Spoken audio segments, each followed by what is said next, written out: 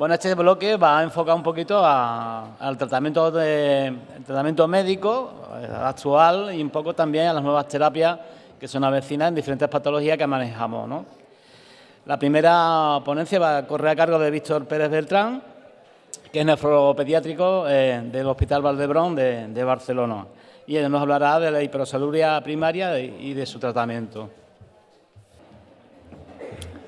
Bueno, voy empezando con los agradecimientos habituales a la organización por invitarme. La verdad es que es la primera vez que participo en estas jornadas y os felicito por la organización, por el temario, porque está siendo excepcional y de verdad que muchas gracias por invitarme para hablar de este tema. Yo soy nefrólogo infantil en el Hospital Vall d'Hebron y mi relación con esta patología es sobre todo por el manejo de los pacientes, más en fases finales de la enfermedad, en terapia renal sustitutiva sobre todo y sobre todo en el abordaje hacia el trasplante. Y como esta mesa está más dedicada al tratamiento y a los avances, a las novedades, pues voy a enfocar la charla desde un punto de vista muy práctico del manejo y me vais a permitir que me salte la parte inicial, la introducción y la explicación propia de la enfermedad. Voy a dar dos pinceladas y nos iremos directo a las novedades porque creo que esta sería de las patologías con más novedades en los últimos años dentro de este foro de enfermedades minoritarias. Estos son mis conflictos de interés y de la patología, pues comentar, ayer se introdujo por algunos compañeros cuando se hablaba de litiasis, es una enfermedad conocida por ser muy prolitiásica y dentro de la enfermedad pues hay dos tipos principales, la hiperoxaluria primaria y la secundaria pues más a alteraciones dietéticas o intestinales, la primaria pues propiamente a patologías relacionadas con el hepatocito, con el hígado, donde se produce una producción excesiva de oxalato debido a un déficit enzimático. Y ese déficit enzimático puede estar en 3 enzimas distintos. El principal o más importante para hablar de este tema es el que está en el peroxisoma, que es la AGT, la que veis arriba a la izquierda, y que es la que da la hiperoxaluria tipo 1, que va a ser la enfermedad más grave y que va a conducir a la enfermedad renal crónica de forma más precoz. Tendríamos también la hiperoxaluria tipo 2, que es la que afecta al enzima que participa en el citosol, y la tipo 3, que participa en una enzima que está en el mitocondrio. Y todo ello son enzimas relacionados con el metabolismo de los aminoácidos no esenciales, pero en su metabolismo pues hay un error y la alternativa que encuentra el hepatocito es la fabricación de oxalato, que es un producto de desecho que no tiene ninguna función activa en el organismo y que se elimina por vía renal, donde va a tener tendencia a precipitar, a acumularse, a producir litiasis y nefrocalcinosis. Un comentario que he añadido en base a la sesión de ayer del compañero de urología: hay algunas mutaciones de este gen de la hiperoxaluria tipo 1, del AGT, que la mutación produce que la proteína se forme correctamente, pero no consiga ir, o sea, puede hacer su actividad, pero no se sitúe en el peroxisoma, que es donde debe hacerla. A esas mutaciones se le llaman de mistargeting mitocondrial.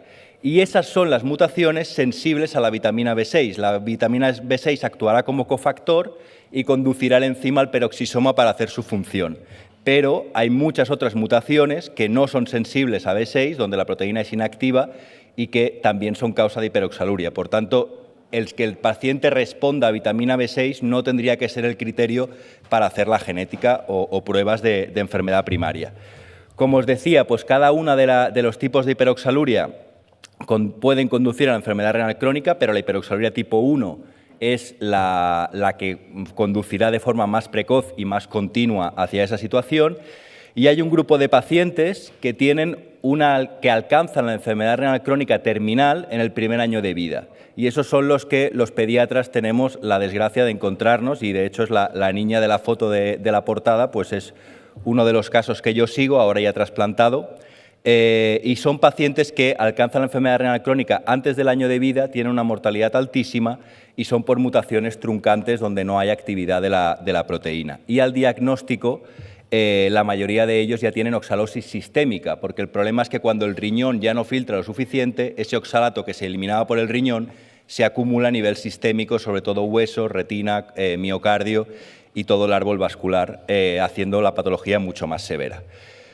El fenotipo, pues básicamente litiasis de repetición, nefrocalcinosis, que es una característica importante de la patología y siempre que veamos una nefrocalcinosis hay que pensar en esto, y, como os decía, enfermedad renal crónica terminal y oxalosis sistémica con depósito multiorgánico. Esto era la introducción hasta aquí y vamos directo a las novedades porque hay muchas. En estos últimos años han aparecido dos novedades principales. En primer lugar, unas guías de práctica clínica basadas en la evidencia, publicadas en 2023, y los tratamientos con los RNA de interferencia, que me imagino que es lo que esperáis que os cuente más profundamente. Sobre las guías de práctica clínica, pues son una actualización de las que hubo en 2012, donde se sabía bastante menos de la patología, y las nuevas ya incluyen pues un poco el comentario de los nuevos fármacos y sobre todo de toda la evidencia que ha ocurrido en estos años tratando estos pacientes. Las voy a resumir porque tenéis el documento disponible, os la recomiendo a todos aquellos que tengáis algún paciente en seguimiento y seguro que ya las conocéis los que lo tenéis. Esta enfermedad empieza en su tratamiento con el tratamiento que llamamos conservador, que es básicamente alcalinizar la orina a tope para minimizar la litiasis, que es una litiasis que se produce en medio ácido. Hiperhidratación, lo que nos tolere el paciente, y la prueba terapéutica con vitamina B6, piridoxina, por si la mutación es sensible a ella, y la forma de considerar que la mutación es sensible es porque hay una reducción de más del 30% de la hiperoxaluria, de la oxaluria en orina. Y hay algunos que son respondedores parciales donde no se alcanza ese 30%, pero hay una reducción significativa. No hablamos de que se queden sin oxaluria, pero que haya una disminución considerable. Después, esto se ha solapado, disculpad. Después nos hablan también las guías de la hemodiálisis, que a mí es una de las cosas que más me gusta de la patología, porque es una diálisis muy especial para esta patología en concreto. Se necesita hacer una hemodiálisis precoz, iniciarla con filtrados por debajo de 30 o incluso hablan las guías a veces de 45, porque es a partir de esos filtrados donde empieza el depósito sistémico de oxalato. Y entonces tenemos que empezar la diálisis para ayudar a eliminar oxalato y evitar que se deposite. El oxalato es una molécula que se dializa muy rápido, es muy pequeñita y se dializa muy rápido y muy bien, pero es una carrera perdida porque el hígado va a seguir produciendo oxalato sin parar, a no ser que lo bloqueemos con un fármaco o con un trasplante hepático, que era lo que podíamos hacer hasta ahora. Entonces, el tipo de diálisis que hay que hacer en estos pacientes es lo que llamamos una diálisis intensiva, dejar el mínimo tiempo posible de tiempo interdiálisis entre las sesiones. No hace falta que sean muy largas, en 2 horas está hecho lo que podemos hacer, pero sí que hay que dejar, la siguiente sesión tendrá que ser al día siguiente, diálisis de 6-7 días por semana, idealmente. Y siempre hay que hacer hemodiálisis, la peritoneal no es efectiva para eliminar el oxalato. Y, sobre todo, aunque hayamos empezado un tratamiento, el oxalato, en pacientes que ya están en diálisis, el oxalato está depositado en todo el organismo y, aunque el hígado no esté produciendo oxalato, el oxalato de los tejidos se va a ir eliminando y tenemos que mantener una diálisis intensiva hasta que la oxalemia plasmática, ya no en orina, sino en plasma, disminuya a unos niveles más seguros para minimizar que se continúe depositando el oxalato, ¿no? Para ayudar a que eliminar ese oxalato depositado a nivel sistémico, cuando ya tenemos la fuente, el hígado controlado, con fármacos o con trasplante hepático, que es lo que teníamos hasta ahora. Hasta ahora esta patología era candidata a trasplante hepático siempre, a excepción de las mutaciones B6 sensible, y posteriormente o a la vez un trasplante renal cuando el paciente ya estaba en terminal. Hasta ahora era lo que había que hacer, es lo que en algunos casos se tiene que seguir haciendo, luego lo veremos, pero ahora tendríamos que hablar ya, yo creo que el trasplante hepático, el objetivo es que se pueda dejar de hacer a corto plazo gracias a los nuevos fármacos, pero en España todavía no estamos en esa situación. Y un punto que hay que añadir de las guías es lo más importante que yo creo que os quiero transmitir hoy, que es la sospecha y el diagnóstico de esta enfermedad. Porque este es el fenotipo con el que debuta la enfermedad. A la izquierda veis los niños, un fenotipo mucho más variable, y a la derecha de los adultos, la mayoría cólicos renales, el 80%, pero hay un porcentaje no desdeñable, un 7%, que debutan en fallo renal.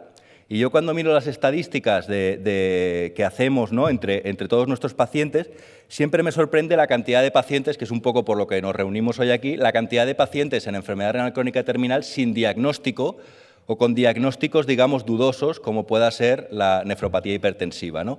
creo que hay un gran grupo de pacientes que se beneficiarían de indagar un poco más en esos casos, y esta es una patología pues que el 7% debutan en fallo renal y, por tanto, tendríamos quizá que estudiar un poquito más en esos casos.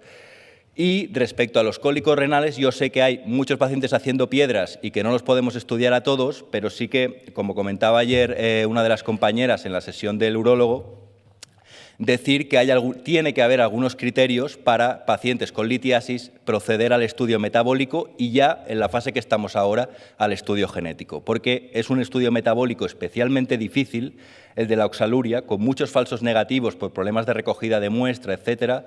El oxalato plasmático, que es el que hay que hacer en pacientes en hemodiálisis, es complicadísimo de hacer.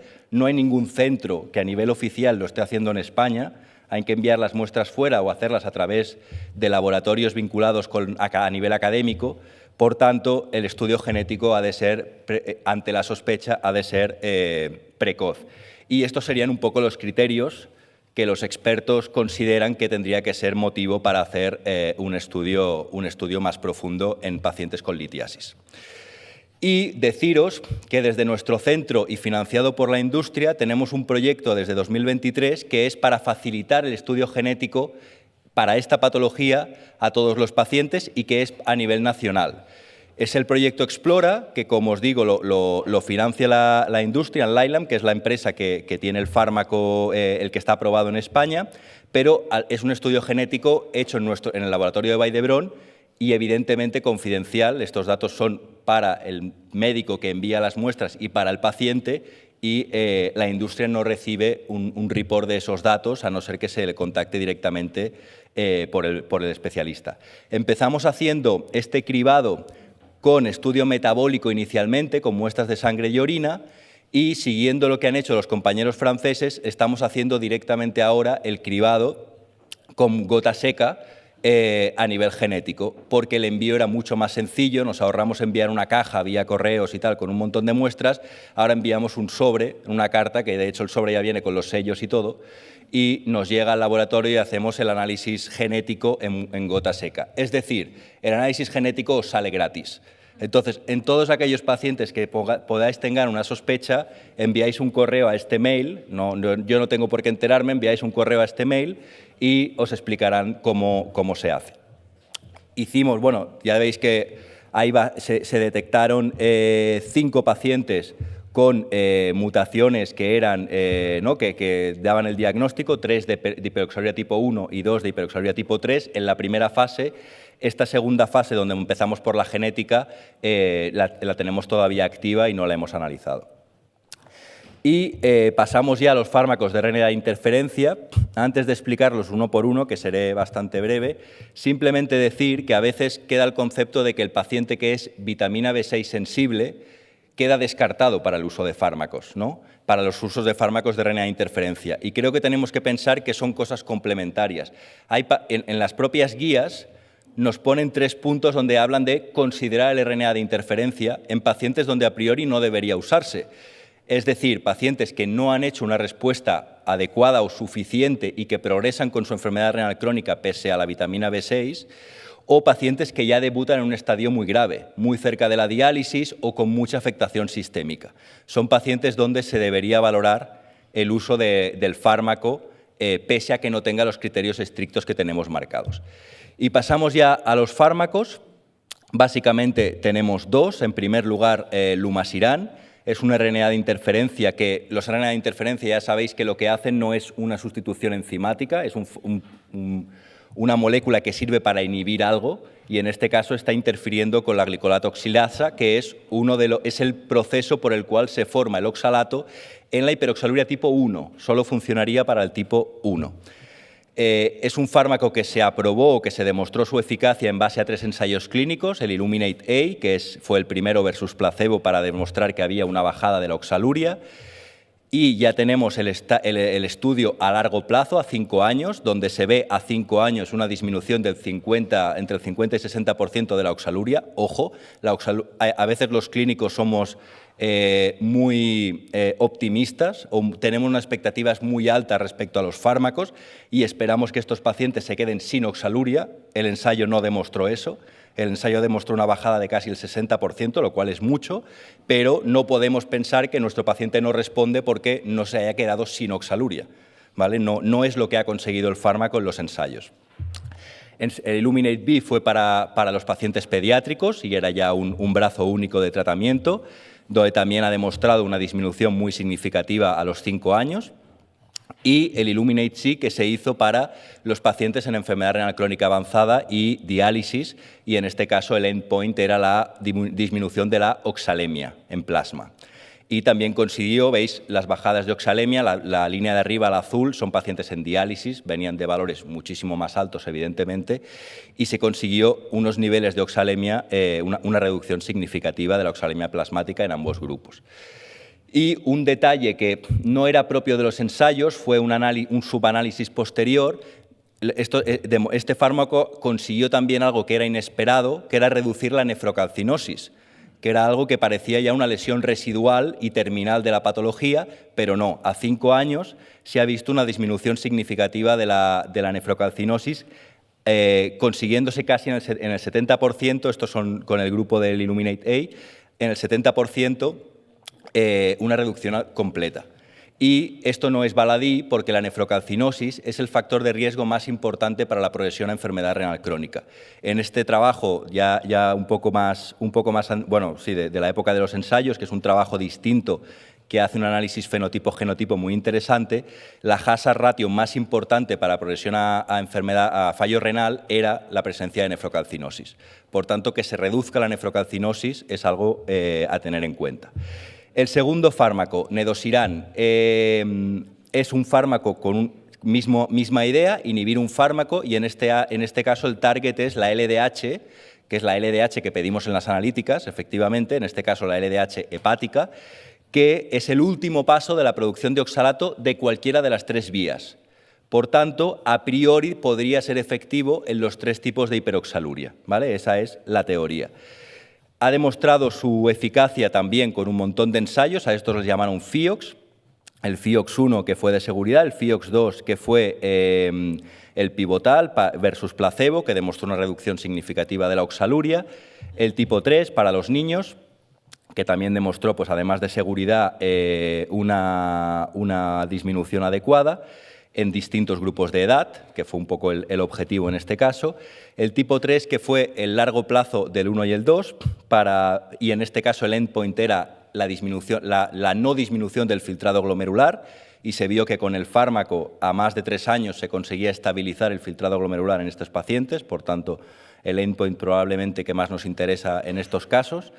Y está actualmente todavía abierto el FIOX-7, que es para pacientes en enfermedad renal crónica avanzada y hemodiálisis, que nosotros todavía lo tenemos abierto y tenemos en nuestro grupo pediátrico reclutados pacientes pediátricos y también adultos que se han beneficiado del ensayo, porque ahora os explicaré el problema que tenemos con Lumasiran. Esta es la opción para pacientes en diálisis.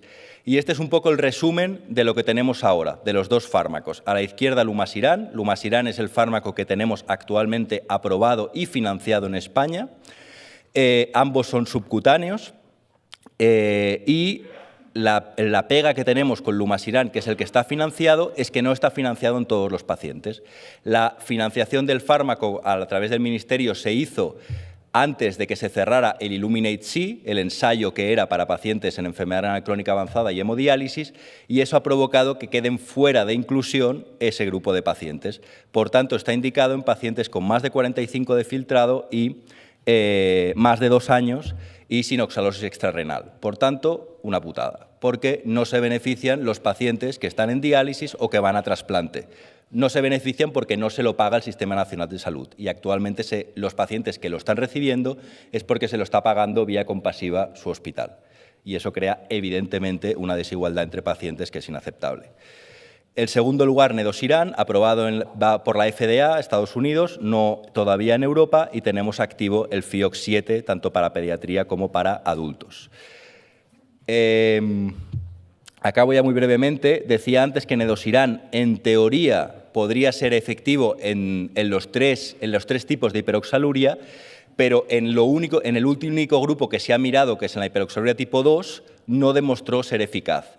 Es verdad que se hizo en un contexto de FIOX, ¿no? donde pretendían demostrar la eficacia del fármaco, eran muy poquitos pacientes, las teorías son variables de por qué no fue efectivo, pero no está bien estudiado si podría serlo o no en tipo 2 y en tipo 3.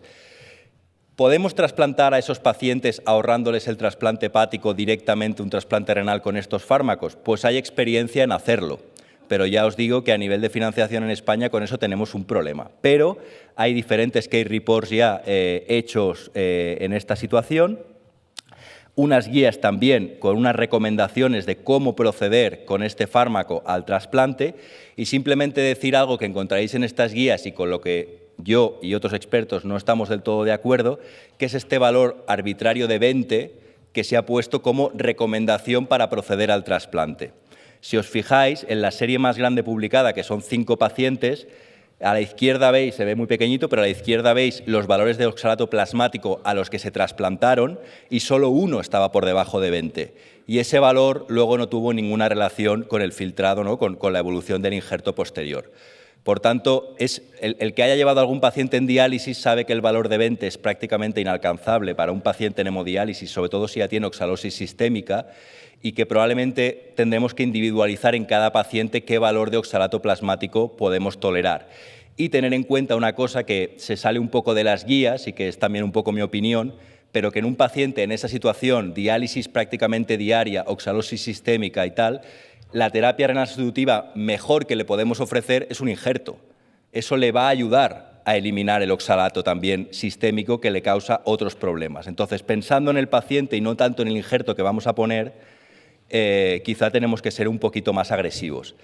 Ha demostrado, ¿no? Estos son pacientes del Illuminate-C que se trasplantaron con el fármaco y que por tanto están súper bien estudiados porque estaban en el ensayo, adultos y niños, y en ambos casos pues una buena evolución del injerto sin oxalosis en el injerto y sin necesitar diálisis prácticamente posteriormente. Y ya para acabar, deciros que el mes pasado se han publicado un trabajo muy interesante que es un poco de estos de real life en la patología, ¿no? Saliéndose un poco de los ensayos y hablando de la experiencia en vida real. Y son unas recomendaciones súper interesantes, son nada, 6 o 7 páginas el artículo, pero va muy al grano de recomendaciones para el manejo de estos pacientes y en concreto estos tips que son para el manejo del RNA de interferencia en cada situación, ¿no? Y es el grupo francés que es el que ha publicado la serie más grande, que son 5 pacientes en esta situación y que ellos, por ejemplo, recomiendan en algunos pacientes mantener la diálisis después del trasplante hasta que, sin ultrafiltrar, es decir, sin competir con el injerto, pero ayudando a eliminar el oxalato.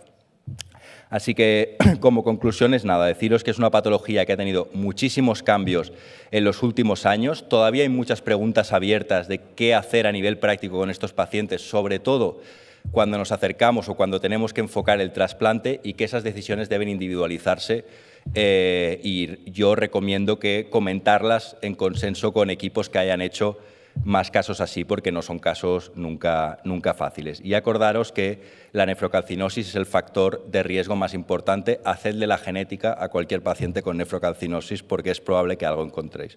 Y muchas gracias.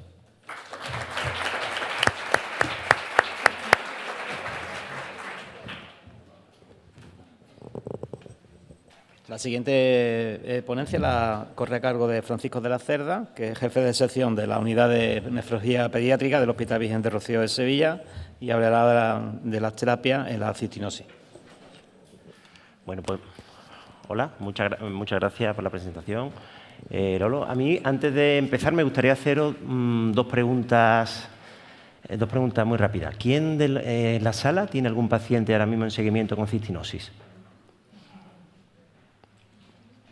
¿Vale? Muy bien, yo creo que hay aquí 8 o 9 personas, la mayoría creo que... Ah, perdón. 10 personas.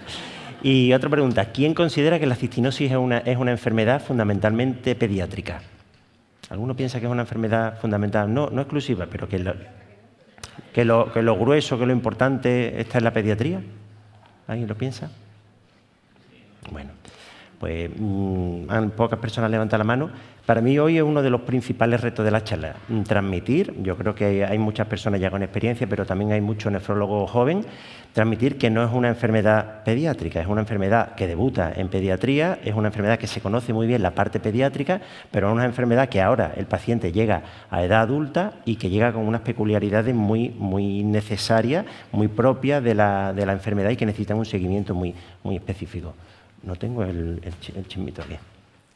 Bueno, este es un poquito el guión, una pequeña introducción. Voy a hablar brevemente, porque son 20 minutos, de la fisiopatología, clínica de diagnóstico, algo de las novedades y me gustaría detenerme un poquito en el aspecto del paciente adulto. Es una enfermedad ultra rara.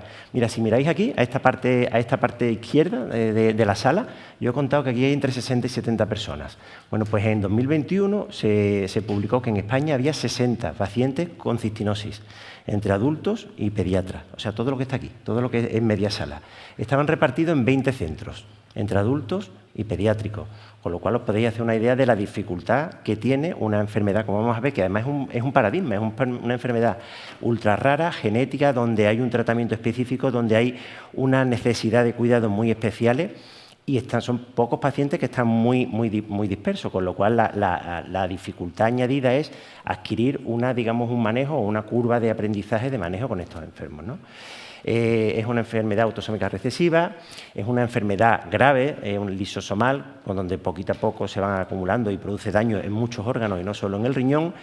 Y bueno, el tratamiento con cisteamina ha cambiado el pronóstico, aunque no es un tratamiento curativo. Pero sí que es verdad que hemos conseguido retrasar la progresión y la afectación renal y la afectación extrarrenal, pero todavía tenemos retos muy importantes, ¿no? Retos como son la adherencia, la transición adulto, como ya hemos hablado esta mañana, cobra un especial interés, una especial importancia en esta enfermedad, y cómo manejar las manifestaciones extrarrenales, porque aquí somos un grupo de nefrólogos, de adultos y pediátricos, y más o menos tenemos una idea, pero es que la carga de enfermedad extrarrenal es enorme, sobre todo conforme va pasando el tiempo.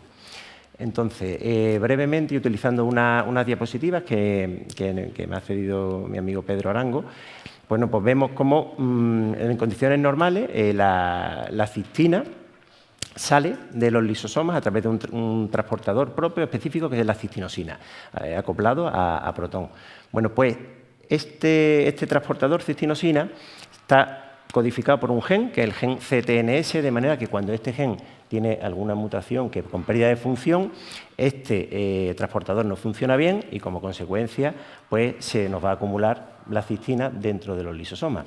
Entonces, la cistina, que es un compuesto poco soluble, va a formar cristales y con el paso cuando la siguiente evolución va a terminar rompiendo la membrana y saliendo al exterior y produciendo una enfermedad, bueno, pues todo lo que supone la enfermedad por depósito en todos los órganos.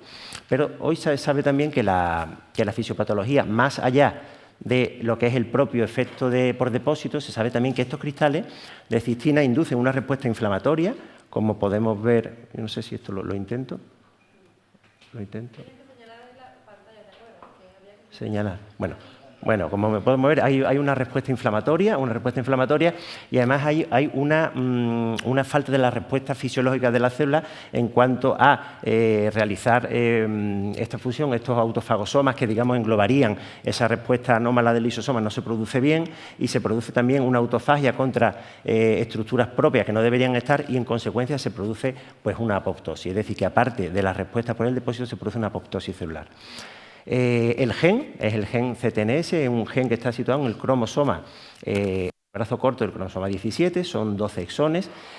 No hay heterogeneidad genética en el sentido de que todas las cistinosis están provocadas por mutaciones en este gen y, si acaso, destacar ahí arriba del todo, que hay una delección en 57 kilobases, que es la más prevalente en nuestro medio. Parece que es una mutación que tuvo su origen, se cree, en Alemania y, bueno, pues es la más frecuente.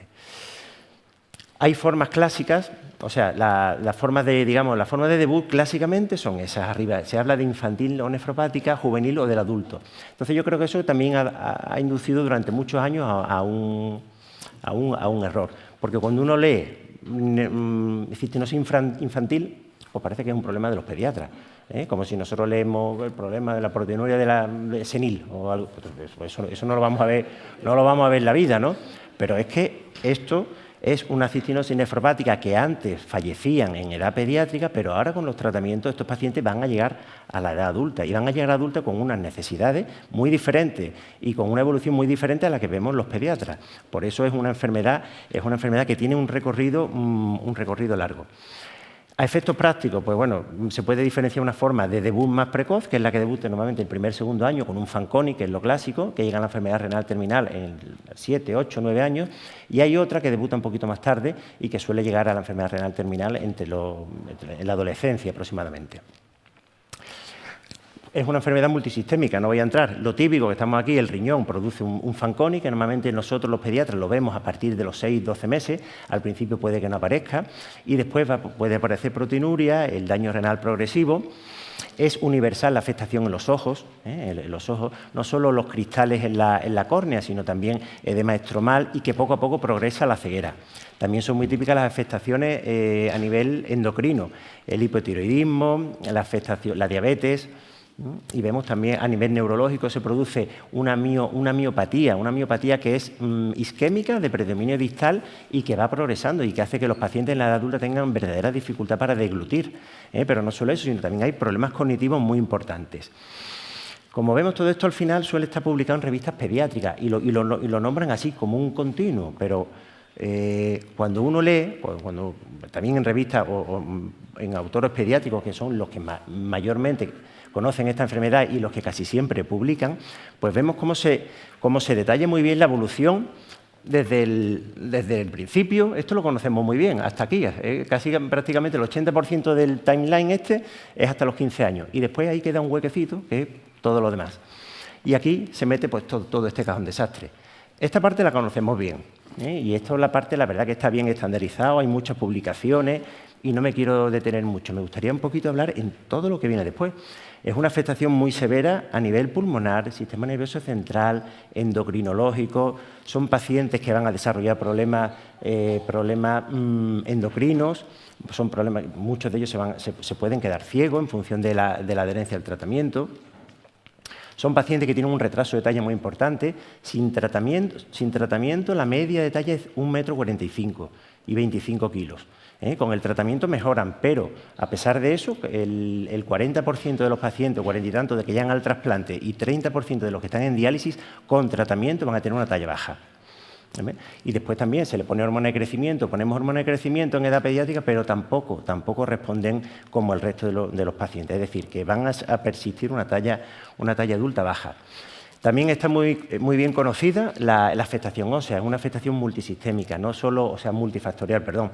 No solo por el depósito de los cristales de cistina, sino también por el Fanconi propiamente, por los problemas nutricionales, las alteraciones hormonales y por la propia enfermedad renal crónica. Todo ello va a hacer que estos pacientes tengan alteraciones óseas y que si se dan esas alteraciones óseas en el remodelamiento óseo en un hueso en crecimiento, pues va a dar un raquitismo y en un hueso ya adulto pues va a dar lesiones de osteomalacia que conocéis perfectamente.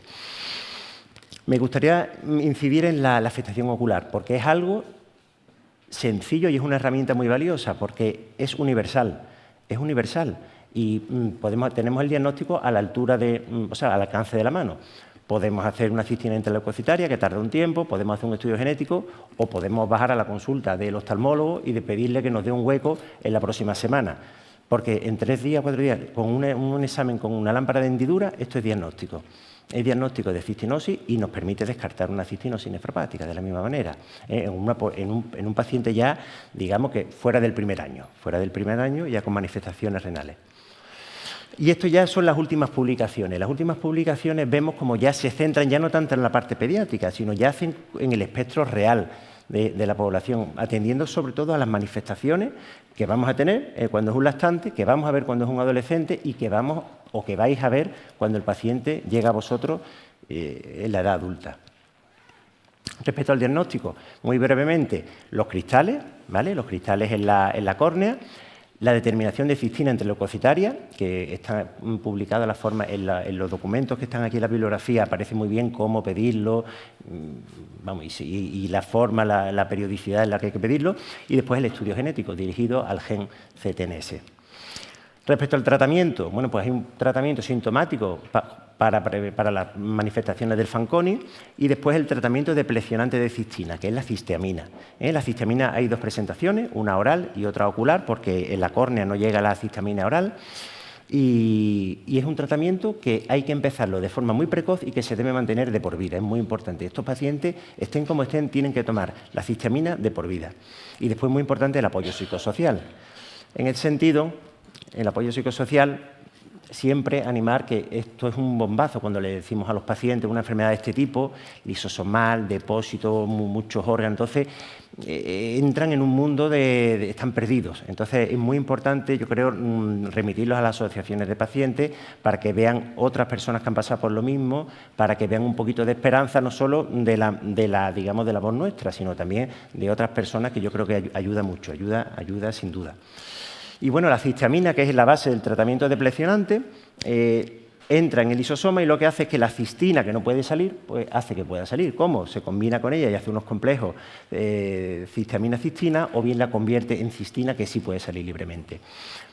Pero además no solo eso, sino que también actúa con las otras partes que decíamos, que no simplemente por el depósito, parece que disminuye esos radicales de oxígeno, parece que tiene un efecto en la disminución del reclutamiento de macrófagos y en la activación de fibroblastos. Es muy importante empezar el tratamiento de forma precoz. Hay muchas publicaciones que inciden en la importancia de empezar en los 2 primeros años, y esta última la traigo porque incluso esto establece una cohorte, un grupo, antes de los 2 meses. Y ven cómo los pacientes, que es esta línea azul, que empiezan antes de los 2 meses de vida, tienen un tratamiento, o sea, tienen un pronóstico mejor en cuanto a filtrados respecto a los que han empezado, si os fijaros, a una media de 1,8 años, o sea, antes de los 2 años también. Es decir, hay que hacer un esfuerzo, esto ya es una cosa de los pediatras, de hacer un diagnóstico lo antes posible para empezar incluso antes de los 2 meses. Se asocia a mejores resultados. Tenemos 2 formulaciones, tenemos la cisteamina de liberación inmediata, que hay que darla 4 veces al día, y tenemos recientemente, desde hace ya más de 10 años, tampoco es tan reciente, tenemos la de liberación prolongada, que permite darla 2 veces al día. Claro, las ventajas que tiene una respecto a otra pues son indudable, en términos de calidad de vida, en términos de adherencia y en términos de normalizar una vida, porque esto consiste, la primera, en despertar al paciente por la noche para que se tome la cisteamina. Y aparte, las gotas también, pues tienen que tomarse, hay una formulación viscosa de Cistagón intraocular. Os remito a esta publicación de la doctora Ariceta, donde es muy completa y muchísima información práctica de cómo manejar en el día a día a estos pacientes. No voy a entrar en detalle. Y lo que sí decir que, bueno, este es el estudio pivotal de la cistina de liberación prolongada, donde se demuestra una no inferioridad respecto a la de liberación inmediata, y se ve que estos pacientes mantienen la talla, mantienen un filtrado, mantienen los niveles de cistina interleucocitaria, incluso mejoran en algunos parámetros, como es lógico, de calidad de vida, en cuanto a desarrollo, en cuanto al colegio, en cuanto a actividad, porque es lógico, porque es un tratamiento que tiene mejor impacto. Esto es un estudio que se publicó en una cohorte donde española, donde participaron nefrólogos pediatras y de adultos, y se hicieron un cambio de la cisteamina de liberación inmediata a liberación prolongada. Y se ve, pues bueno, una serie de ventajas. Se ve que crecen mejor, se ve que tienen un filtrado estable, una reducción en el número de hospitalizaciones. Probablemente todo eso tenga una parte por la farmacocinética, no se sabe, pero sobre todo por la adherencia, porque es que mejora la adherencia. ¿Vale? Y esto lo cuento brevemente. Esto salió una publicación el año 21 a raíz de unos estudios que se hicieron en animales. Se vieron que se podía hacer un trasplante de médula y que esos trasplantes podían tener un efecto en el tratamiento de la cistinosis. Entonces, este grupo es un grupo de la Universidad de California en San Diego. Lo que desarrolló es un modelo de una célula CD34 aislada, desarrolló un trasplante para hacer un trasplante autólogo, donde se introducía a través de un lentivirus, se introducían pues, lisosomas con el gen corregido. Bueno, esto y se hacía un trasplante de médula autólogo. Esto se publicó en el año 2011 y la semana pasada han salido los resultados. Es un fase 1 con 6 pacientes, pero parece que es un camino prometedor. Es un fase 1, un fase 1-2. Está diseñado para evaluar seguridad y es seguro. Lo que se ha visto lo paso brevemente, son 6 pacientes. Lo que se ha visto es que en los primeros 24 meses el vector sigue presente en las células del receptor, que el gen nuevo, si la mutación está presente por lo menos durante 24 meses. Se ha visto que muchos de ellos, que en todos ellos mejora los niveles de cistina intraleucocitaria que pueden suspender la histamina y que el perfil de seguridad es el propio del tratamiento condicionante, que es lo que le ponen para el trasplante autólogo, pero que no hay un riesgo añadido por la enfermedad. Y ya me quedan 2 minutos y medio, que me gustaría hablar del adulto, ¿no? Del adulto. A mí me gustaría, he hecho un poquito un esfuerzo de imaginarme qué es lo que os encontráis los nefrólogos de adultos cuando llega un paciente derivado por nosotros, ¿no? Es un paciente, son pacientes así, son pacientes frágil, es un paciente muy aniñado, es un paciente probablemente que tiene una fragilidad psicosocial, lo que decíamos, va a tener una fuerte dependencia de sus padres porque es un paciente que ha tenido mucha comorbilidad durante su infancia. A veces va a llegar una enfermedad renal crónica avanzada o un paciente trasplantado o en diálisis. Son pacientes que tienen unas necesidades especiales. Son pacientes que a veces persiste el Fanconi y la poliuria, donde la ultrafiltración en la hemodiálisis hay que ser con mucho cuidado, hay que reponer iones. Son pacientes trasplantados en los que no se deben poner corticoides porque tienen una afectación a nivel pancreática y tienen más riesgo de desarrollar diabetes. Son pacientes donde una talla baja a lo mejor no se van a poner dosificar los fármacos como estáis acostumbrados los adultos, porque son pacientes con un peso y con una talla baja, y son pacientes con una afectación multisistémica, como decíamos. En esta publicación, hay varias publicaciones en los últimos años que inciden en la importancia de la transición y me llama mucho la atención porque siempre es, como se decía en la mesa de esta mañana, es identificar quién se va a hacer cargo de este paciente en la edad adulta. Entonces, lo normal o lo que se postula que sea el nefrólogo de adultos, que es la persona que conoce la enfermedad, porque por eso estamos aquí hablando en un foro de nefrólogos de adultos. Pero si no es el nefrólogo de adultos, tiene que ser otra persona, tiene que ser un internista. Entonces, hay algunos autores que han llegado a hablar de un cistinólogo, de la importancia de que haya un cistinólogo. Sí, de identificar un cistinólogo, porque es el que va a tener que coordinar, porque esta persona es paradójico, pero es que lo que decíamos, en la infancia los problemas los tenemos bastante conocidos, en la adolescencia también, pero es que en la edad adulta los problemas van mucho más allá del problema renal y eso necesita un tratamiento multidisciplinario, una coordinación para no tener una afectación fragmentada, que es lo peor que le puede pasar a estos pacientes. Y bueno, ya la dificultad de la transición, pues la falta de adherencia, la histamina está malísima, la histamina da una halitosis, no sé si alguna vez, cuando estáis con un paciente que toma la histamina y entráis en la consulta hay un olor que impregna, un olor dulzón y un olor que eso le dificulta las relaciones sociales, eso le dificulta y al colegio le dificulta estar con sus iguales y cuando llegan a la adolescencia dejan la medicación. Pero el que está trasplantado no deja la histamina, lo deja todo, con lo cual está enfadado con el mundo y entonces pues lo que hace es que deja mal control de la enfermedad, fallo del injerto, riesgo de rechazo, ¿vale? Persisten los problemas psicosociales, lo que decíamos, ellos tienen o perciben esa desconfianza, que es un fracaso de la transición, donde perciben que llegan a un sitio, en la unidad de adultos, donde no saben o creen que no se les va a manejar bien, ¿vale? Y bueno, pues lo que hemos dicho ya esta mañana, ¿no? Hace falta alguien que coordine, yo creo que es uno de los mensajes importantes, porque la afectación de estos pacientes es específica y es una afectación diferente a la que tienen en pediatría. Y hace falta alguien que controle, que domine la enfermedad y que controle el resto de especialidades involucradas. Sobre todo, aspectos psicológicos y aspectos sociales, ¿no? Las dificultades de la integración, la dependencia de esos padres, por todo lo que conlleva. Me quedan un minuto. Estos son algunos aspectos, algunas sugerencias. Muchas de ellas, como se decía esta mañana Adela, es individualizar y retrasar la transición en el paciente que no está preparado. Hablan de un apoyo psicosocial al menos hasta los 25 años. una interrelación muy estrecha entre nefrólogos de adultos y nefrólogos pediatras en este caso, bueno, y después el manejo de las guías y mucha comunicación y formación por ambas partes y mucha comunicación. ¿Vale? Simplemente también ya os animo a leerlo, esto es un trabajo también estupendo, es una revisión donde se establecen de una forma muy meticulosa qué controles debe tener un paciente en la edad adulta. Pero te dice, bueno, desde planificación familiar, monitorización, qué hacer desde el punto de vista neurológico, qué pedir, con qué frecuencia, lo detalla con bastante detalle, valga la redundancia. Y bueno, las conclusiones son pues estas, que es una enfermedad rara, que es sistémica y progresiva, que el diagnóstico precoz es importante para el inicio inmediato del tratamiento, que la cisteamina cambia el curso de la enfermedad y probablemente en los próximos años, si se siguen viendo esto del trasplante, pues a lo mejor podemos tener un tratamiento que pueda realmente ser curativo, porque la cisteamina no lo es, y que es muy importante el manejo multidisciplinar, coordinado, tanto en la edad pediátrica como en la edad adulta, y pues eso, trabajar en la transición. ¿Vale? Muchas gracias.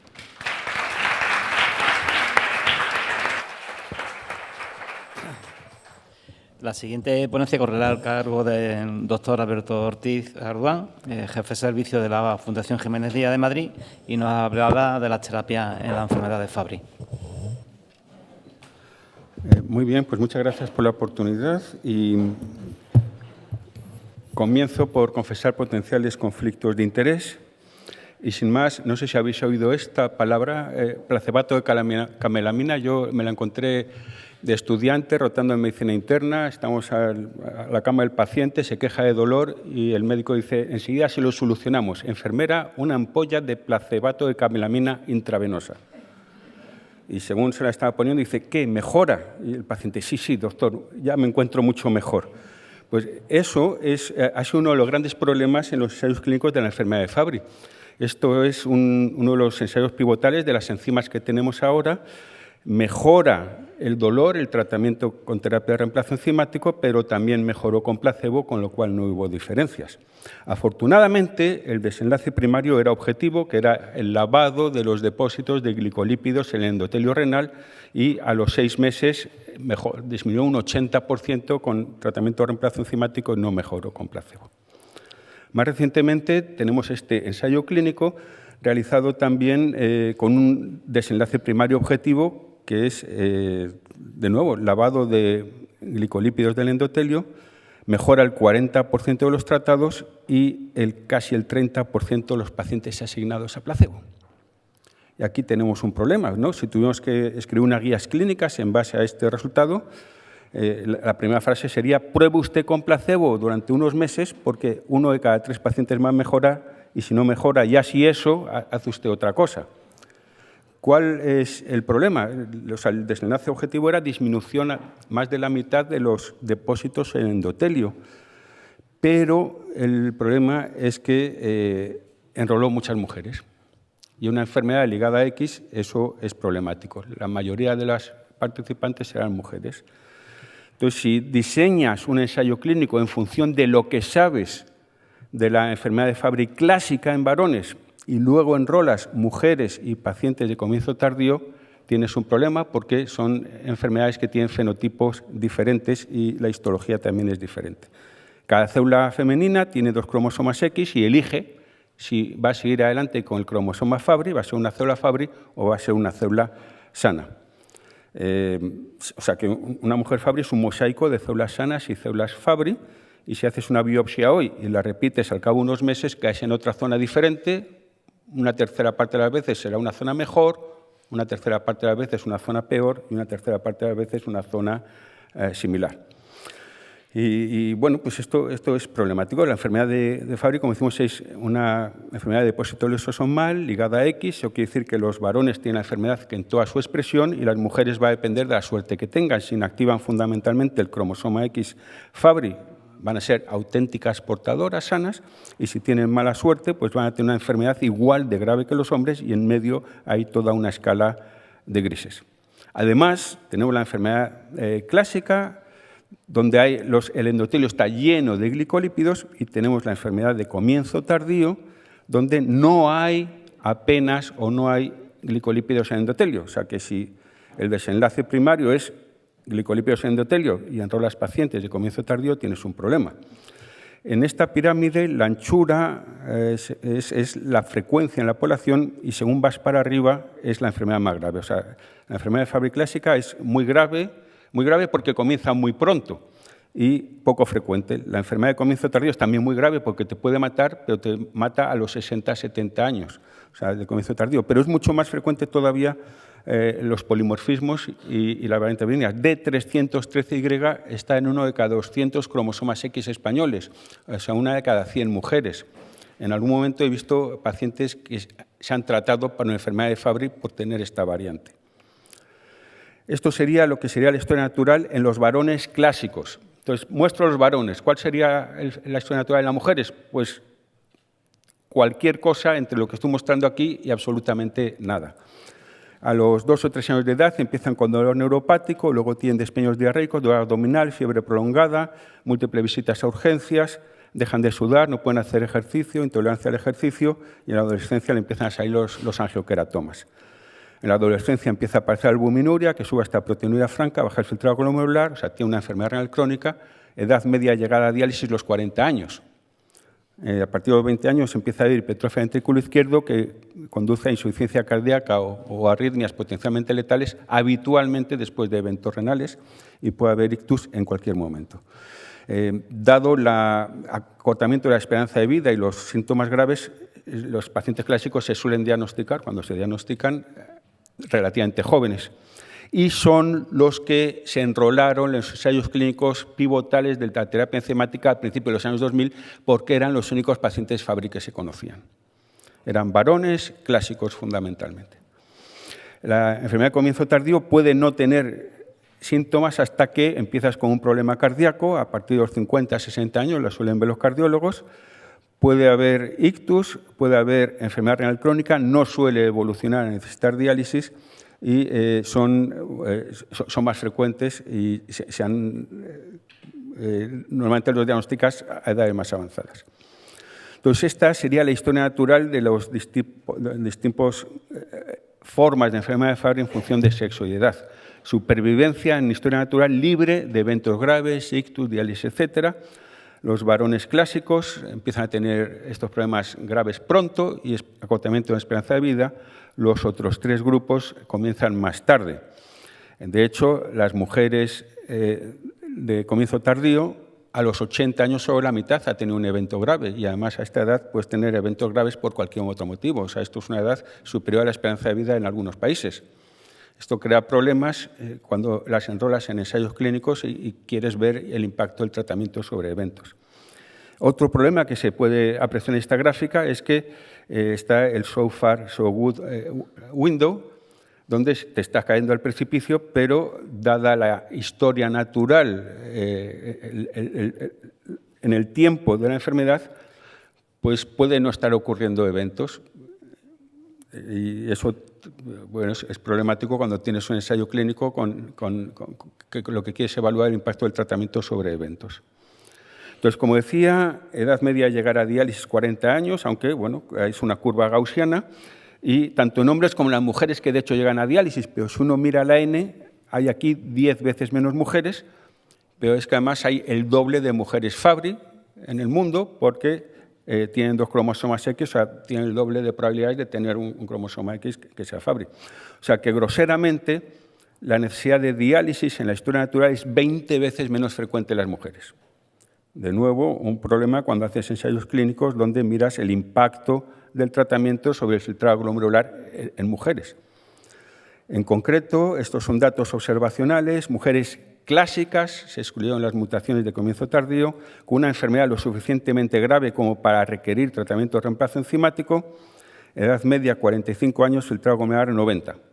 O sea que 45 o 49, ya no me acuerdo qué pone ahí. Bueno, o sea, años después de que en teoría están en diálisis, tienen una función renal normal y están perdiendo filtrado glomerular a menos 1 mililitro minuto por año, que es lo que perdemos todos en esta habitación solo por cumplir años. Eso antes del tratamiento y después del tratamiento, pues lo mismo, porque están perdiendo filtrado glomerular en función de la edad y no en función de la enfermedad de Fabry. O sea, que sí que hay mujeres que progresan rápido y llegan a diálisis, pero si coges 80 y tantas mujeres relativamente al azar, no vas a apreciar una pérdida de función renal más rápida que con la edad. En historia natural, ni, desde luego, impacto del tratamiento.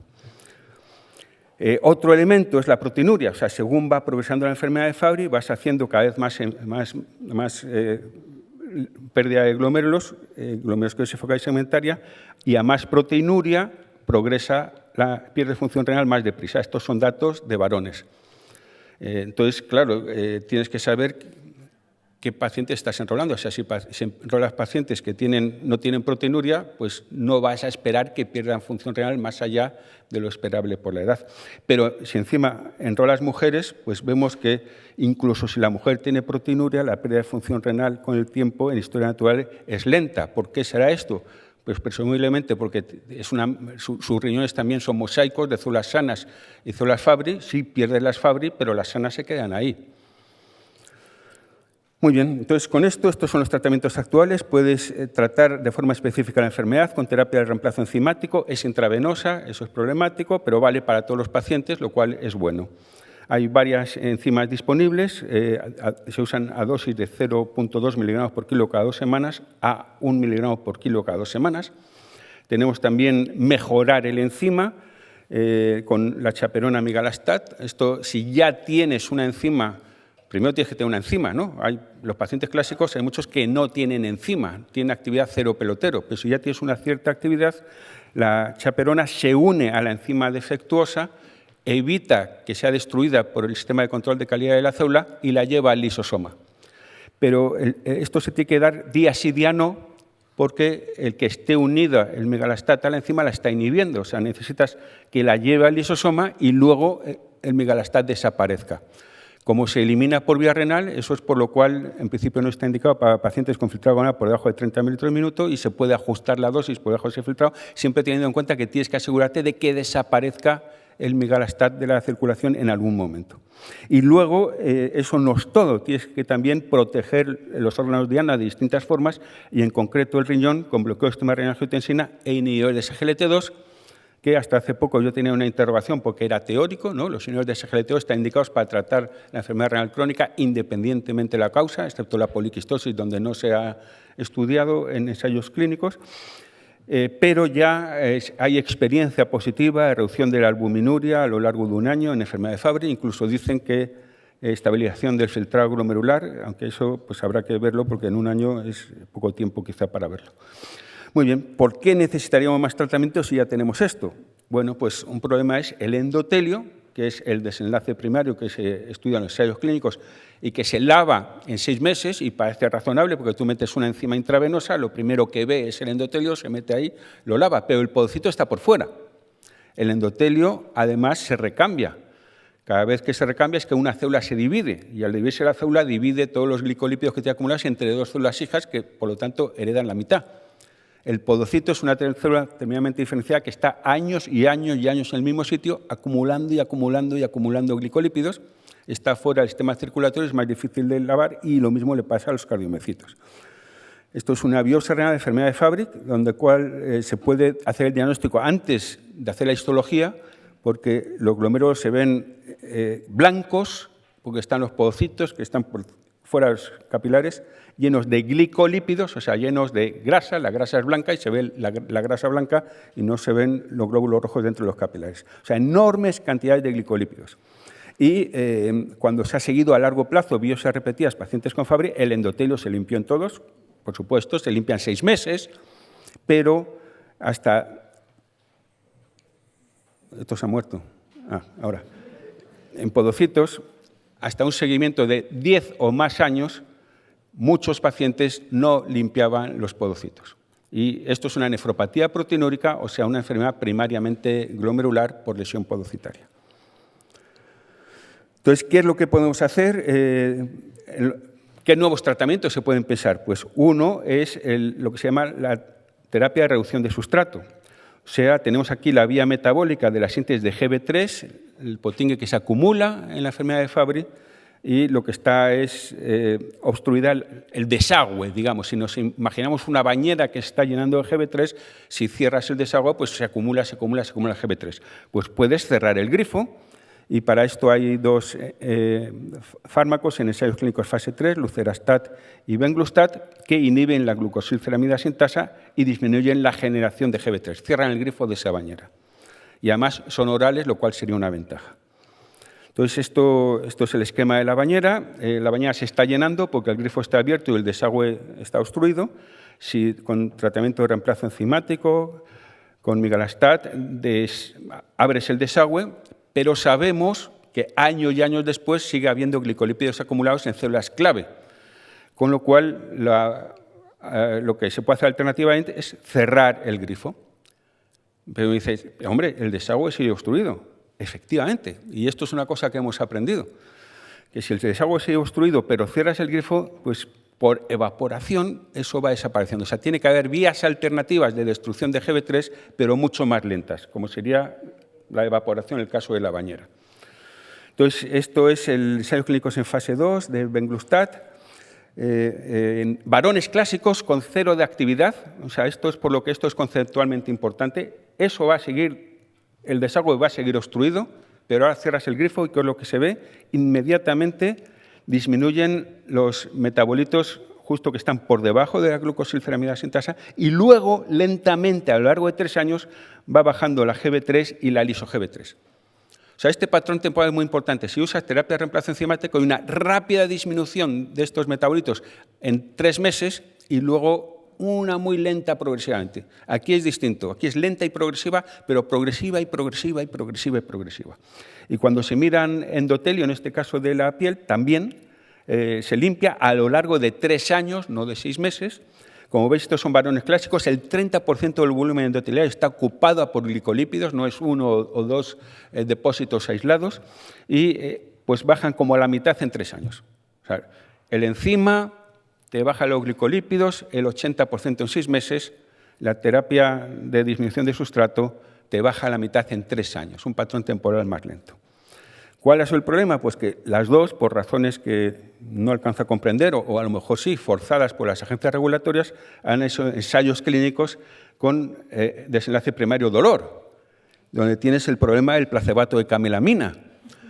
Entonces, los pacientes mejoraban con placebo, con lo cual no se pudo demostrar una ventaja del tratamiento de reducción de sustrato, que además tampoco esperarías a 6 y 12 meses. O sea, si no pudiste demostrar el impacto sobre el dolor con una cosa que te lava el endotelio en 6 meses, ¿cómo lo vas a demostrar con una cosa que tarda 3 años en lavar el endotelio? ¿Qué efecto va a tener a 6-12 meses? En cualquier caso, con el lucerastat han seguido el ensayo clínico observando a los pacientes y han reportado una estabilización de la función renal. Habrá que ver exactamente qué pacientes son esos, si eran hombres, si eran mujeres, si eran clásicos, si eran no clásicos y qué proteinuria tenían. Y el venglustat está en marcha en un ensayo clínico sobre desenlace primario y hipertrofia ventrículo izquierdo que se comunicará a lo largo del próximo año. Desde mi punto de vista, lo ideal sería juntar las dos cosas. O sea, inicialmente cierras el grifo, desobstruyes, el concepto que podríamos llamar lysosomal debulking, tratas al paciente así durante 6 y 12 meses y luego un tratamiento de mantenimiento. No esperas 10 años a limpiar los pócitos, los limpias ya.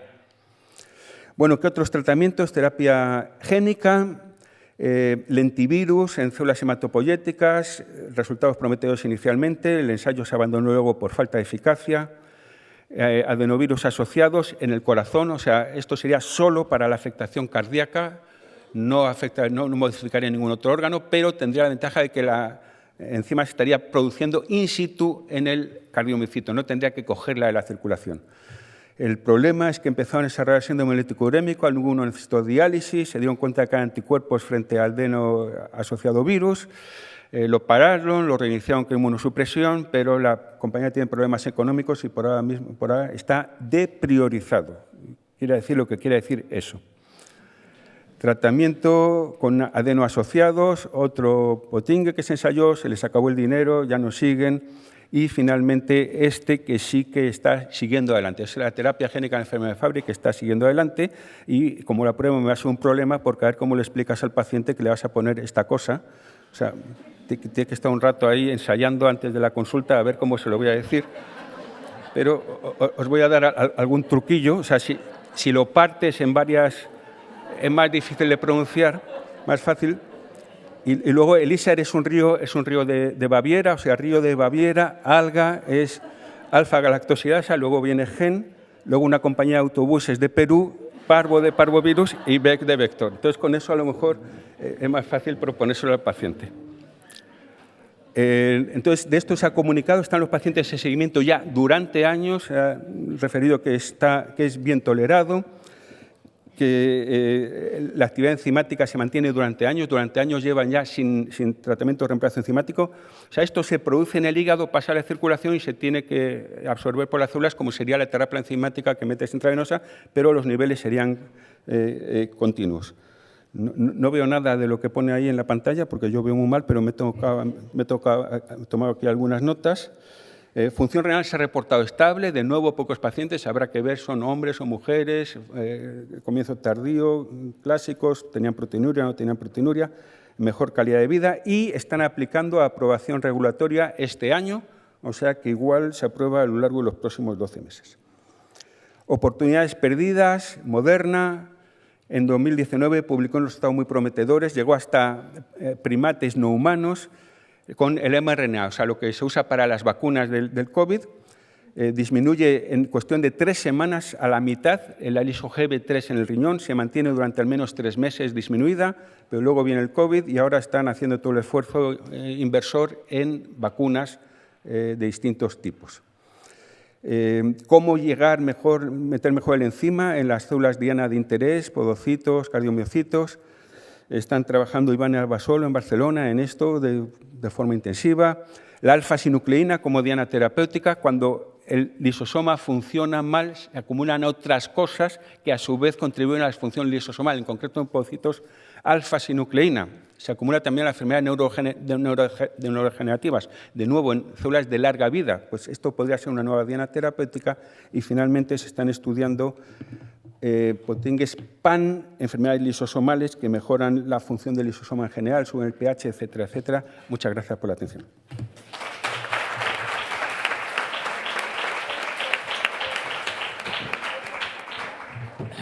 Pues vamos con la última ponencia del bloque, que correrá a cargo del doctor Juan Manuel Buades, que es jefe de servicio de nefrología del Hospital Son Láser de Palma de Mallorca. Y ya lo han hablará del tratamiento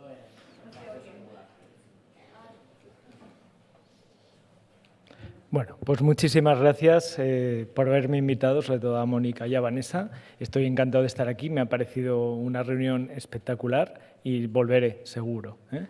Y nada, yo voy a hablar de acidosis tubular renal y, bueno, ¿qué son en general? Acidosis tubular renal es un grupo de enfermedades que lo que tienen es una acidosis metabólica, que es hiperclorímica, es decir, con anion gap normal, y que están causadas o porque no puedes eliminar H's+, no puedes eliminar protones, o porque pierdes bicarbonato fundamentalmente, o la mezcla de las dos, ¿no? Hay 4 tipos, la proximal es la tipo 2, la distal es la tipo 1, que es la clásica, luego está una mixta, que sería tipo 3, y luego hay una 4 que cursa con hipercalemia. Entonces, como este foro es más sobre novedades terapéuticas y es donde hay una novedad terapéutica, solo me voy a centrar en la acidosis tubular renal distal. Fue la primera en ser descrita y se llama tipo 1 clásica, es poco común, hay menos de 1 por 100.000 personas y, como hemos comentado, acidosis metabólica, o sea, la gasometría encuentras una acidosis con anion gap normal. El pH en orina es elevado porque no eres capaz de eliminar H's+, y eso es un punto muy importante que luego tenemos que comentar, y hay una baja excreción de amonio, y luego también explicaré por qué ocurre esto, y si no puedes medir amonio, que es lo que nos pasa a muchos de nosotros, te puedes fijar en el anion gap urinario o en el gap osmolar. Y al fin y al cabo lo que se produce es un fallo de las células intercaladas tipo a nivel del túbulo colector. Y si miramos esta célula, esto es una simplificación absoluta, un esquema muy simple, pero podemos ver que en medio está los protones, o sea, el bicarbonato y el CO2 y el agua se dividen en protones y en bicarbonato. El protón tiene que salir por la ATPasa y el bicarbonato vuelve a la sangre por el transportador AE1. Si miramos un poco más en profundidad la ATPasa, veremos que tiene dos complejos, el V0 y el V1. El V0 está en el citoplasma y es un canal que cambia de conformación cuando se activa el ATP para que pueda salir los protones, y el V1 es una zona donde se hidroliza el ATP. Pues si vemos que si falla la unidad V1, la enfermedad es por el gen ATP6V1B1, y si lo que falla es una subunidad A4 del gen de la parte V0, es el ATP6V0A4. Si lo que falla es el transportador, el intercambiador de bicarbonato con cloro, es el SCL4A1. Luego está el FOXIL1, que es un factor de transcripción necesario para que las células intercaladas se diferencien, y luego hay uno desconocido, el VDR72, que no sabe muy bien por qué se produce el problema. Otro de los temas importantes es el amonio. El amonio se acumula en el asa de Henle y tiene que convertirse, un protón sale y se convierte en amoníaco, el amoníaco difunde a través de la membrana o a través de esos transportadores RHBG, RHBC, y tiene que salir al citoplasma y unirse con los H+ que ha eliminado la bomba. Si eso no ocurre, pasan varias cosas. Es decir, como el amoníaco no se ha unido al H+, ese amonio puede volver a la célula, no hay un gradiente de difusión adecuado y no se elimina amonio. Pero no es porque el amonio se haya sintetizado menos en el túbulo proximal, simplemente es que no se elimina y de hecho se acumula en la sangre. ¿De acuerdo? El que el protón se una al amoníaco y forme amonio es muy importante porque el pH en orina depende de los protones libres. Y eso permite que la orina elimine muchos H+ sin bajar demasiado el pH en orina. Pero claro, como no eliminas H+, aunque tampoco eliminas amonio, el pH en orina de estos pacientes es elevado y eso tiene mucha importancia para la precipitación de cristales de fosfato cálcico. Si miramos los tipos que hay, casi todas ellas se diagnostican en nefrología pediátrica. Yo soy nefrólogo de adultos y entonces a mí, para que me llegue una de estas, seguramente será por transición. Pero hay una de ellas que es la del transportador clorobicarbonato, la E1, autosómico dominante, que es así, a veces no la diagnosticamos directamente los nefrólogos de adultos. Todas son muy graves, menos esta, que es un poco más leve. La nefrocalcinosis es la forma en la que detectamos, o por litiasis de repetición en la dominante, y en las demás pues hay mucha sintomatología que tratan los nefrólogos pediátricos. Se acompañan algunas de otras manifestaciones renales, por ejemplo, hay una dilatación del acueducto vestibular en la ATP6V1B1, en la V0A4 y en el recesivo de la 1AE1, y luego el amelogénesis imperfecta se da en el VDR72 y en la AE1 recesiva puede haber una anemia hemolítica por esferocitosis. Quizás esto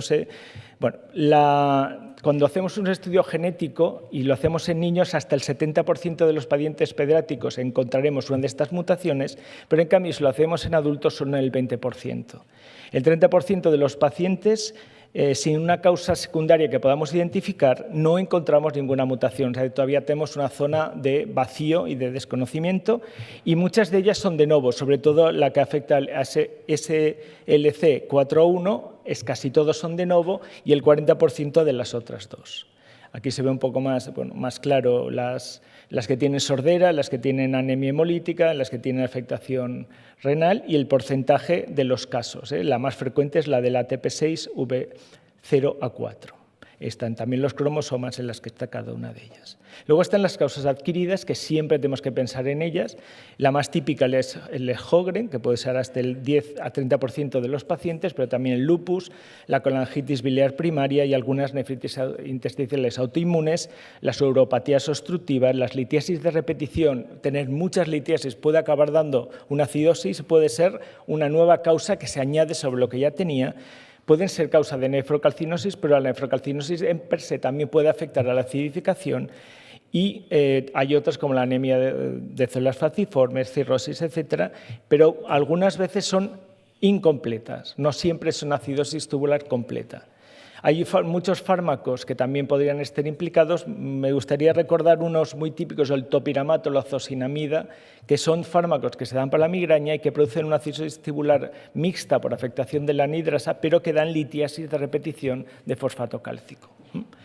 Al final, ¿qué se produce? Bueno, pues lo más importante, evidentemente, es la acidosis.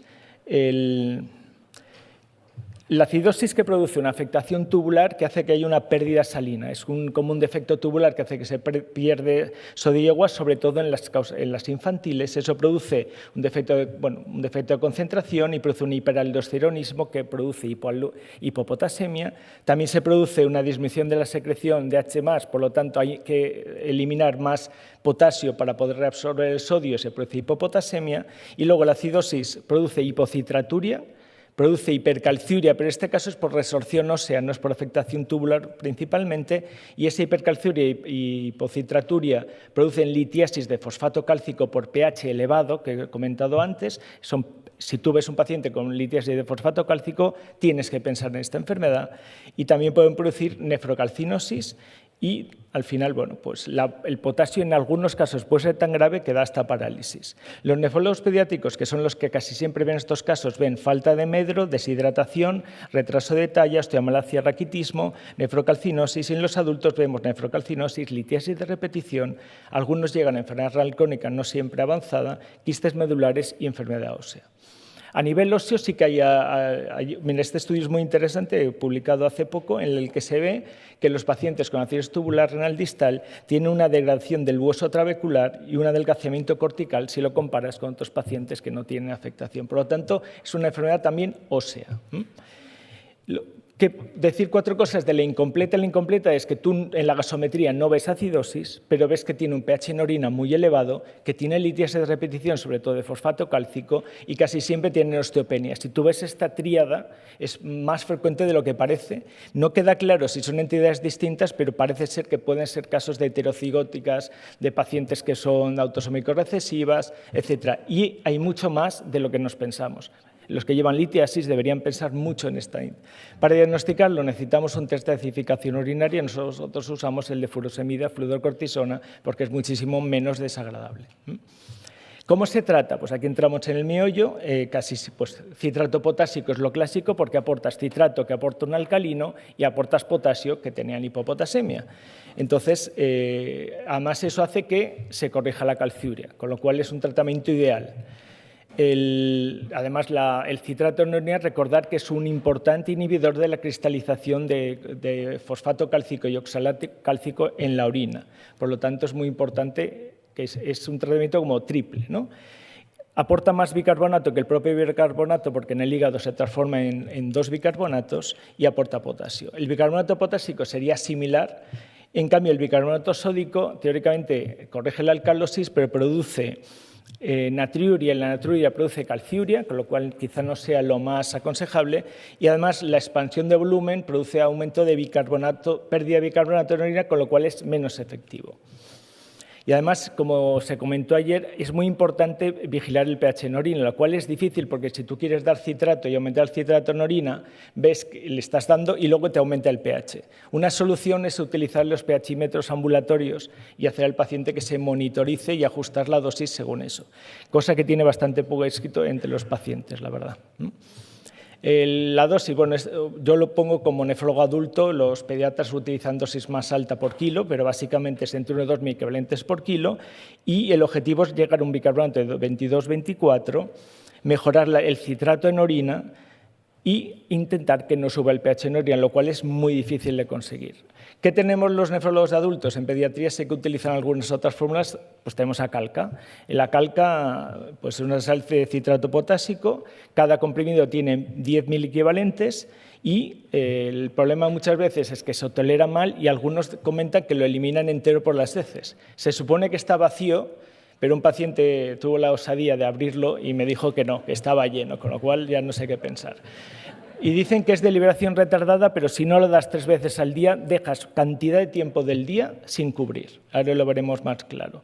La cuestión es que la mayoría de los que nos hemos enfrentado a la acidosis tubular renal tenemos fracasos terapéuticos. Tenemos pacientes que no llegan al bicarbonato y pacientes que no les aparece citrato en orina de ninguna de las maneras, que es la resistencia al citrato. Entonces, bueno, pues tenemos un problema.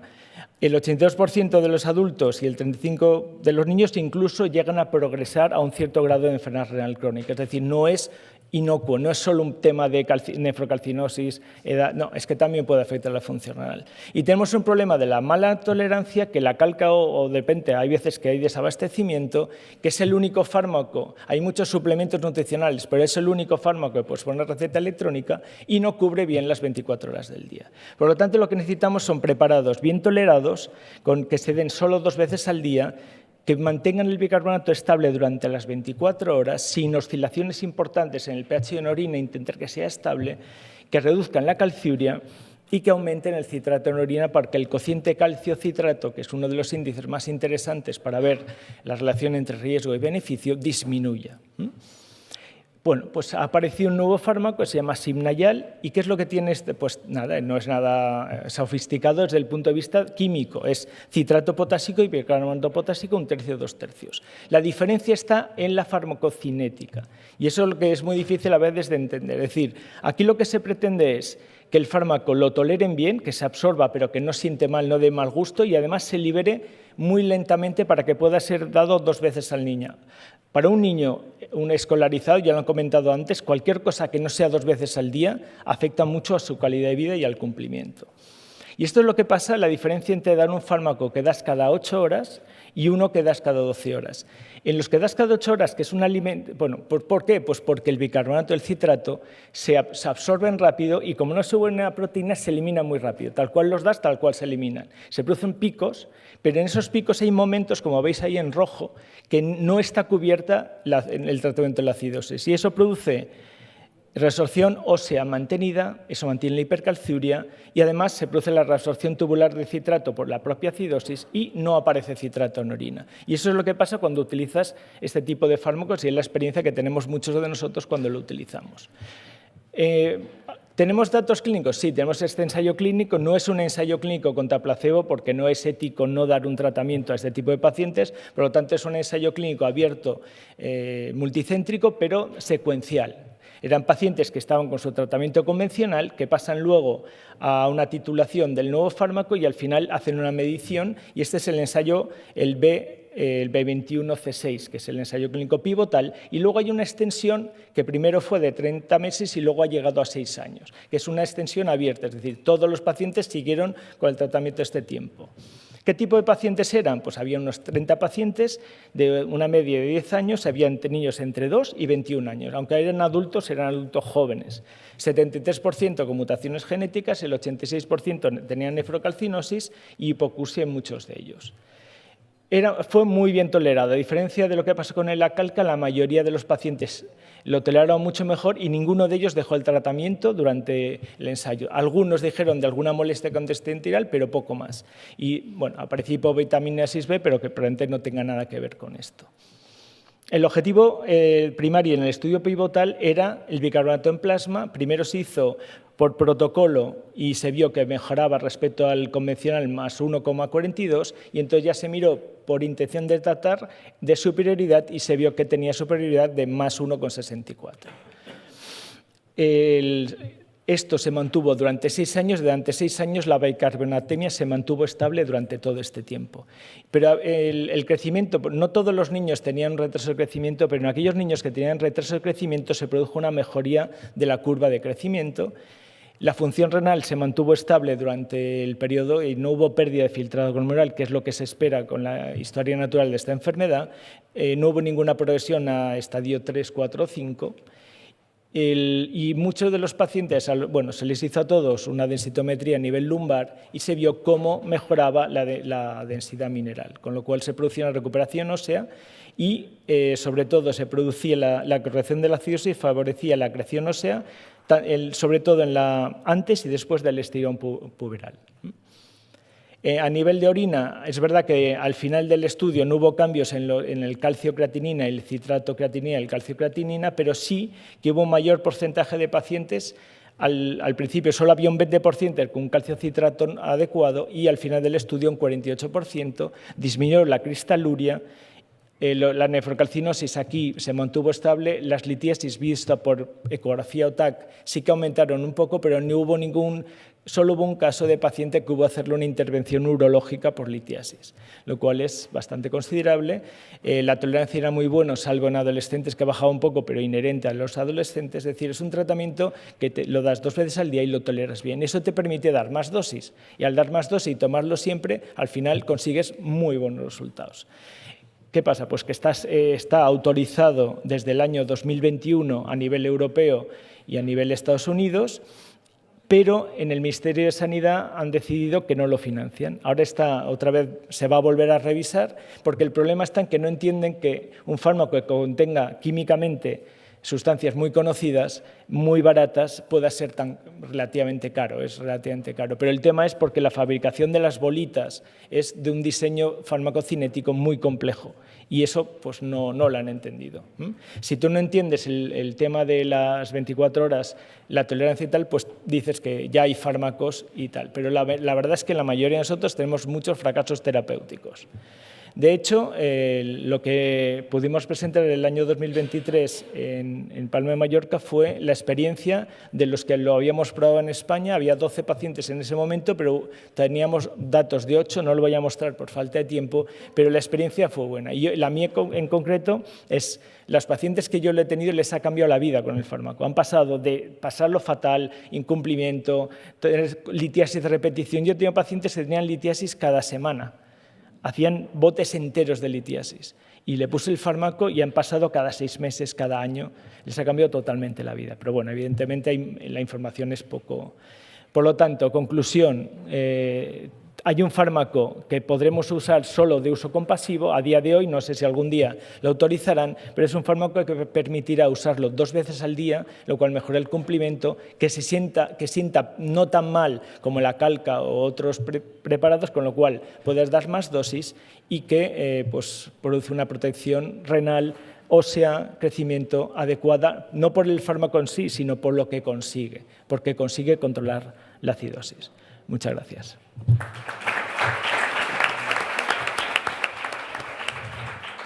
Muchas gracias a los 4 ponentes. Pasamos al turno de preguntas.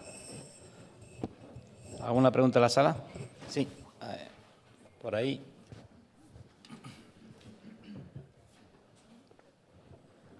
Muchas gracias por la mesa, me ha encantado.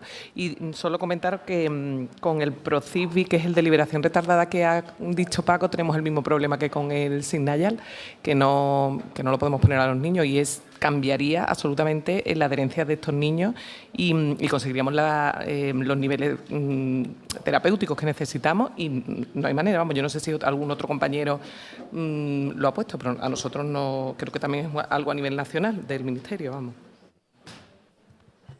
Sí, totalmente, Adela, no me ha dado mucho tiempo a comentarlo, pero hubo un IPT nuevo en enero de 2024 donde después de renegociar con el Ministerio se intentó, han reconocido una serie de ventajas de farmacocinética, de posología y de adherencias, pero la indicación sigue hoy por hoy igual. Sabemos que hay personas activas a nivel de la sociedad que están haciendo papel activo con el Ministerio, pero hoy por hoy es una pena, pero yo creo que pasa algo por encima. Es una modificación de la molécula y hay muchas restricciones por eso, pero lo que he publicado es que las ventajas son notorias y tendrán que venir, antes o después tendrán que venir.